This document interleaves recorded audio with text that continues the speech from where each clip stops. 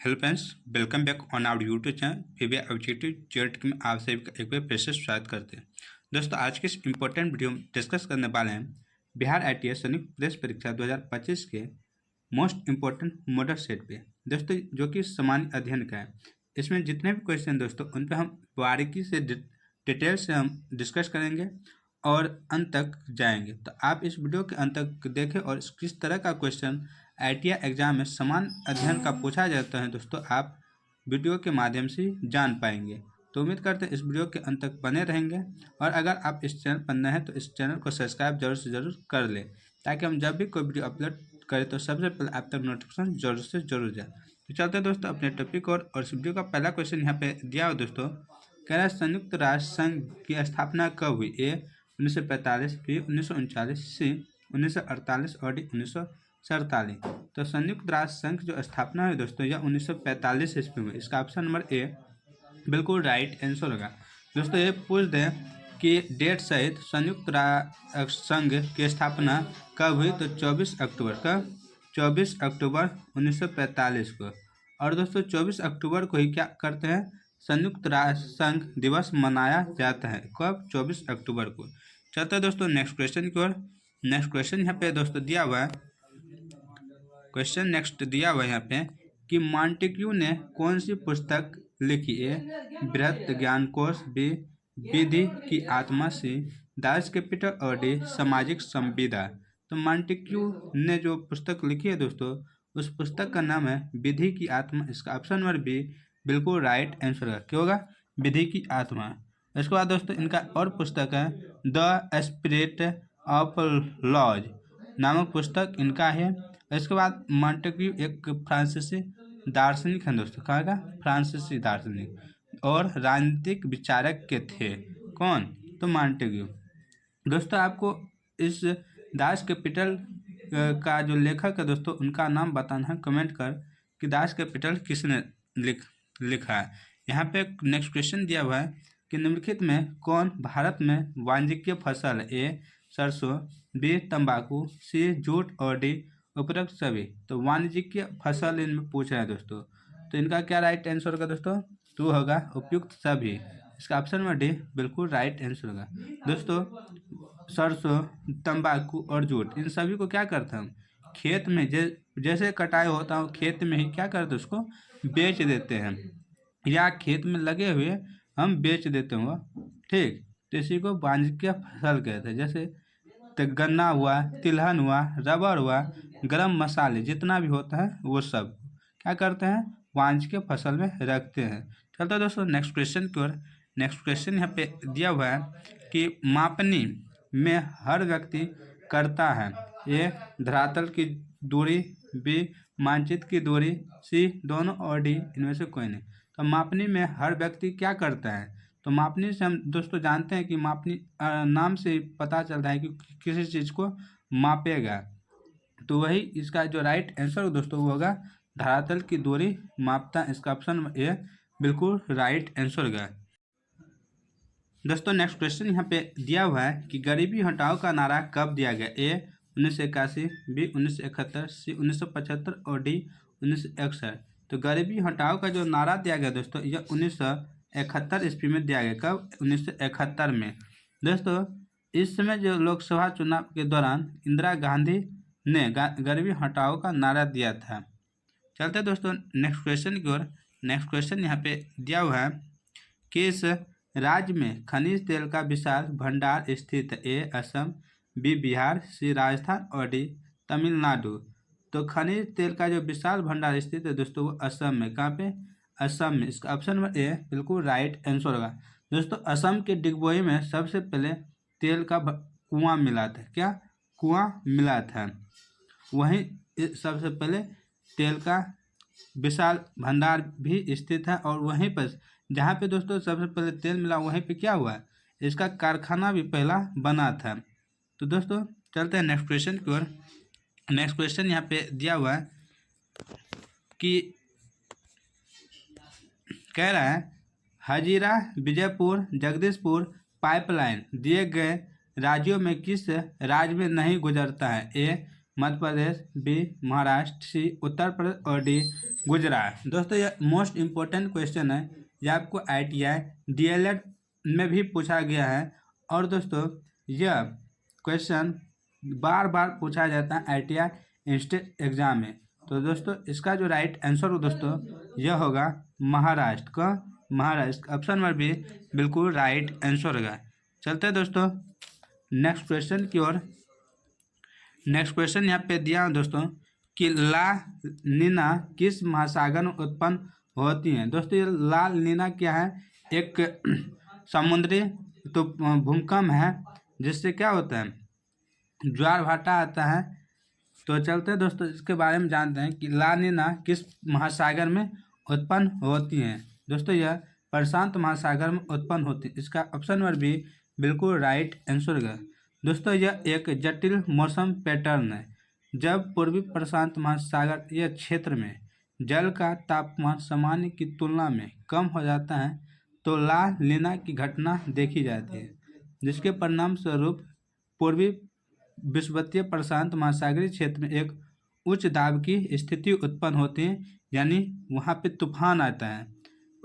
जिस तरह भूकंप से दोस्तों पानी होता है उसी तरह वहाँ पे तूफान जैसे चक्रवात हम जानते हैं उसी तरह यह भी होता है। चलते दोस्तों नेक्स्ट क्वेश्चन की ओर। नेक्स्ट क्वेश्चन यहाँ पे दिया हुआ है कि बिहार में नहरों द्वारा सर्वाधिक सिंचाई किस जिले में होती है। ए कैमूर, बी बक्सर, सी दरभंगा और डी रोहतास। तो सर्वाधिक सिंचाई पूछ रहा है दोस्तों, यह रोहतास में होता है, इसका ऑप्शन नंबर डी बिल्कुल राइट आंसर होगा दोस्तों। और सबसे लंबी जो नहर है वह इंदिरा गांधी नहर, कौन सा, इंदिरा गांधी नहर है, यह रोहतास से गुजरता है और इसका सबसे ज़्यादा प्रयोग यहाँ पे होता है। चलते दोस्तों नेक्स्ट क्वेश्चन की ओर। नेक्स्ट क्वेश्चन यहाँ पे दिया हुआ है कि राष्ट्रीय पिछड़ा वर्ग आयोग NCVC को संवैधानिक दर्जा कब प्राप्त हुआ है। ए 1993, बी 1991, सी 1989 और डी 1995। तो राष्ट्रीय पिछड़ा वर्ग आयोग को संवैधानिक दर्जा कब प्राप्त हुआ है दोस्तों, तो यह प्राप्त हुआ 1993। कब, 1993 को, इसका ऑप्शन नंबर ए बिल्कुल राइट आंसर होगा। चलते हैं दोस्तों नेक्स्ट क्वेश्चन की ओर। नेक्स्ट क्वेश्चन यहाँ पे दिया हुआ है मतदाता सूची का परीक्षण कितने वर्षों में होता है। यानी कि मतदाता यानी कि जनगणना दोस्तों यह कितने वर्षों पर होता है, तो 10 वर्षों पे, इसका option number A direct option number A बिल्कुल राइट आंसर होगा। क्या होगा दोस्तों, मतदाता सूची का, अच्छा दोस्तों सॉरी, यहाँ पे कहा मतदाता सूची का परीक्षण कितने वर्षों पर होता है। जनगणना न 10 वर्षों पर होता है, लेकिन मतदाता परीक्षण यह 5 वर्ष पर होता है। कितना, 5, इसका ऑप्शन नंबर सी बिल्कुल राइट आंसर होगा। यानी कि वोटर लिस्ट, मतदाता सूची वोटर लिस्ट का जो परीक्षण होता है या नवीकरण 5 वर्ष पे होता है। चलते दोस्तों नेक्स्ट क्वेश्चन की ओर।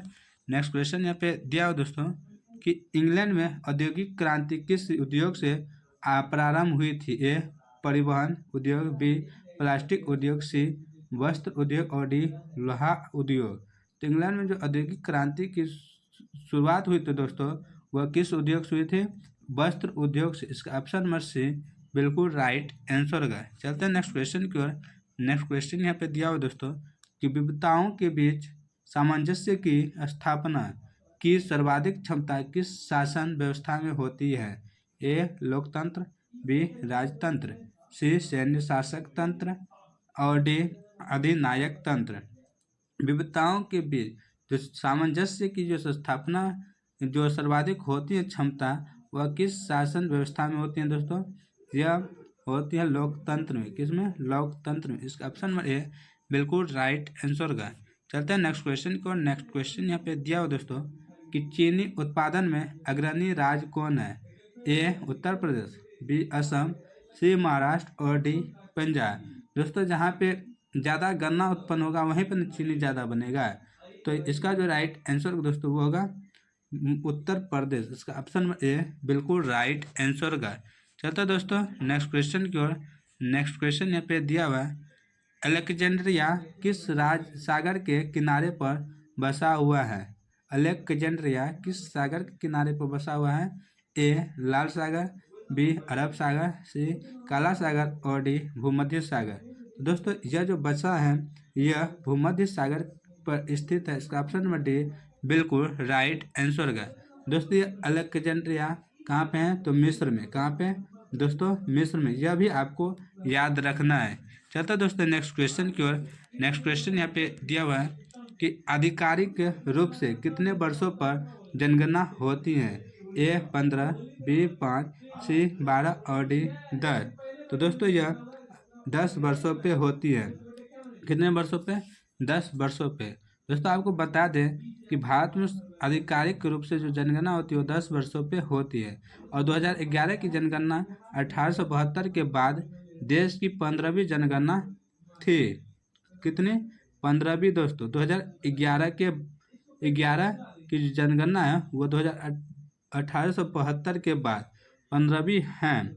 और दोस्तों स्वतंत्र भारत की 7वीं जनगणना है, यानी कि 1945 के बाद जो जनगणना हुआ 2011 में वह 7वां था। चलते दोस्तों नेक्स्ट क्वेश्चन की ओर। नेक्स्ट क्वेश्चन यहाँ पे दिया हुआ है कि 15वीं लोकसभा में महिलाओं की कितनी भागीदारी थी? ए 0.33, बी 0.5, सी 0.1068 और डी 0.15। तो 15वीं लोकसभा में जो महिलाओं की भागीदारी थी दोस्तों यह कितना परसेंट है? 0.1068। कितना? 0.1068। चलते हैं दोस्तों नेक्स्ट क्वेश्चन की ओर। नेक्स्ट क्वेश्चन यहाँ पे दिया है और इस वीडियो का लास्ट क्वेश्चन है दोस्तों कि प्रथम विश्व युद्ध कितने वर्षों तक चला? ए 3 वर्ष, बी 2 वर्ष, सी 5 वर्ष और डी 4 वर्ष। तो प्रथम विश्व युद्ध चला था दोस्तों वह 4 वर्ष चला था।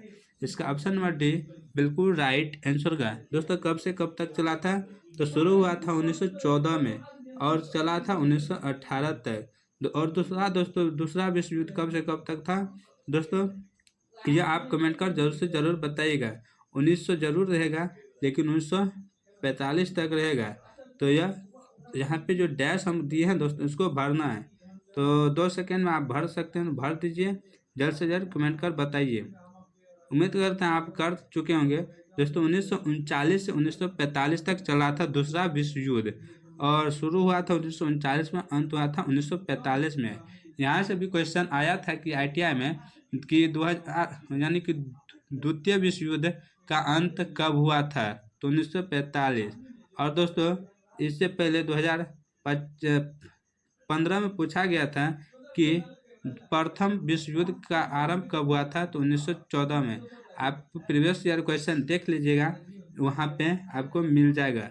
तो उम्मीद करते हैं कि आप पूरे वीडियो अंत तक देखें और इसलिए आपको तहे दिल से धन्यवाद। तो मिलते हैं कल के वीडियो में फिर से। तब तक आप तक मस्त रहे, स्वस्थ रहे, व्यस्त रहे, अपने लक्ष्य के पीछे भागते रहें। जय हिंद, जय भारत, वंदे मातरम।